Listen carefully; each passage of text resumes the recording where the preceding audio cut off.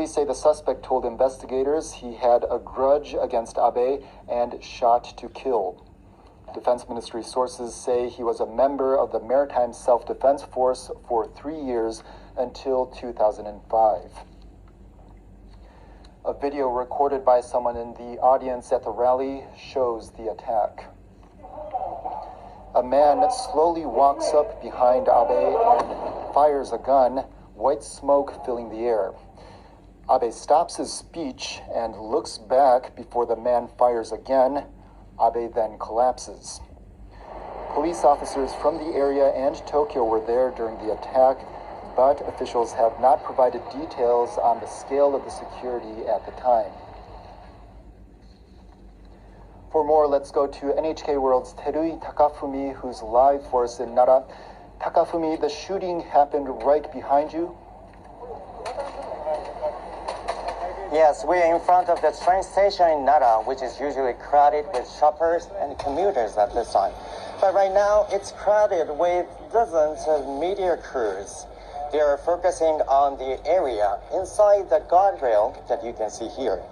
Police tell us they believe Abe Shinzo was delivering his speech in this area when he was shot. We've seen investigators here for most of this afternoon collecting evidence. As you can see, residents have been gathering here to look at what's going on. They are standing on the stairs of the station and police are trying to manage the extra foot traffic. The shooting happened in front of a large crowd here and very close to residents. Often, politicians in Japan give speeches on top of a truck, but Abe was right here on the street level when he was shot. We don't know what the security or police presence was here before the shooting. Japan's National Police Agency says it will confirm whether the arrangements at the site were adequate. As for the investigation, police are at the suspect's home this evening trying to find out whatever they can about him and his motive. So this news is of course shocking to people here in Nara and the rest of Japan. Guns are strictly controlled here and there are very few shootings. Authorities reported only 10 gun incidents last year, with only one shooting death in the entire country. Terui Takafumi, NHK World, Nara. NHK World's Shirakawa Marina is just across the street from the Prime Minister's office.